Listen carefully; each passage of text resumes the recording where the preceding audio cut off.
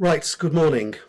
Would anyone here like to tell me the name of the monarch who succeeded William the First?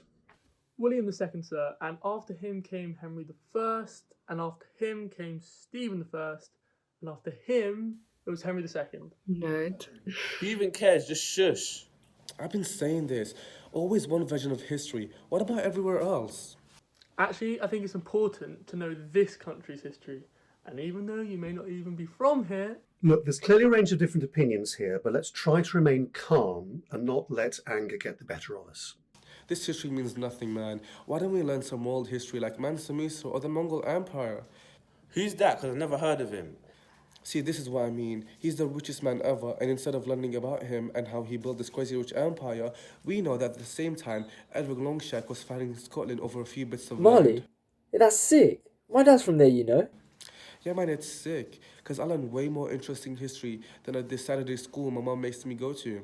And it gives you this mad sense of pride, and it means you can actually back it up when idiots like Steve try and chat. Mansa Musa sounds more like a terrorist than someone important to me. Oi, shut up before I make you. Over Zoom, good luck, mate. Stop getting so defensive. It was just a joke. It doesn't even matter. What do you mean it doesn't matter? Are you dumb? Just chill out, for God's sake. Nah, because I've had enough of this still. It's all these jokes here, but it's like you don't see the consequences. And it's stuff like this that causes major problems. Like, for example, after every terrorist attack, it's all these jokes. But they always have this edge where, if you say something about it, other people think you're just condoning it. Remember back to London Bridge, how Fatima was facing pure abuse at school, but it was all these jokes, right? Well, why do you think she ended up in hospital 2 weeks later? Because words hurt, yeah, but fists hurt a lot more. And it's guys like you that don't understand why people do racist and Islamophobic attacks. Yeah, that's true. Like, for example, with stop and searches on black kids, why do you think police officers think like that? Of course you're going to be racist when you're learning history. It's all about England and the West.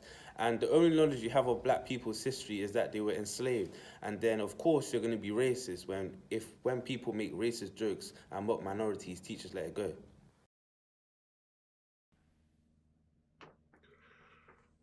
Well, it certainly seems most of you do want to learn something different, and it's great to hear a range of discussions.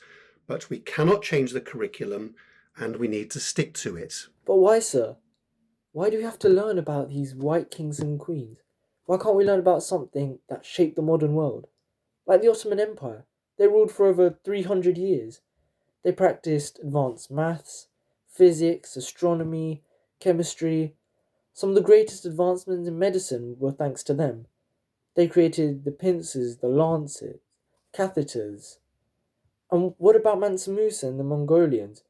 Or Black history? Why is it so one-sided?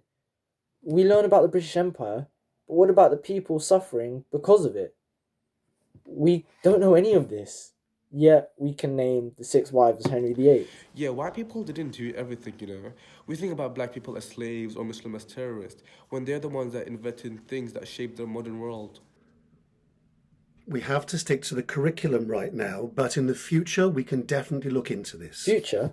Most of us agree that we've never learned any proper, diverse world history. Why can't we start now? Or actually, I didn't, so... The only time we talk about black people or other minority groups' accomplishments is when it's Black History Month. Any other time, it's just slavery. You think, geez, they look at us as if we're still slaves. Look, for example, has anyone heard of Daniel Hale Williams?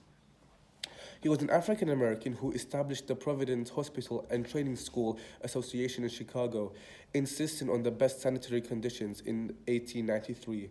He performed the first ever open heart surgery, the first time a chest cavity has ever been opened without a patient dying of an infection. Black people aren't idiots, Right, we have to continue. Nah, sir, I've had enough of this. We always learn about how white people take credit for everything. But what about our history? Like, for example, do you even know where the coffee you drink comes from? That's not important right now. If it's not important, then don't drink it then. Just for your information, it was first brewed in Yemen by a Muslim man named Ahmed al-Ghaffar.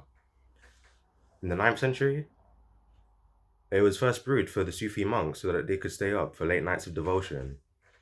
By the 13th century, it had reached Turkey, but not until the 16th century did Europe actually discover it, when it was brought to Italy by a Venetian trader.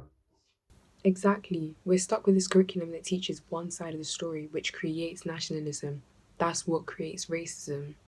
If you keep going on, I'm going to have to mute so we can continue our What do you learning. mean, our learning, sir?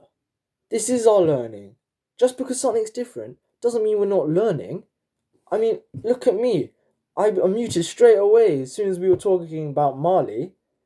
And that goes for everyone else as well. When we were learning about Henry VIII, nobody was speaking. Nobody had their mics on. Okay, Nobody had that's a their fair cameras point. on. Hopefully it's something we can address in the near future because the current curriculum clearly isn't doing enough to engage you all.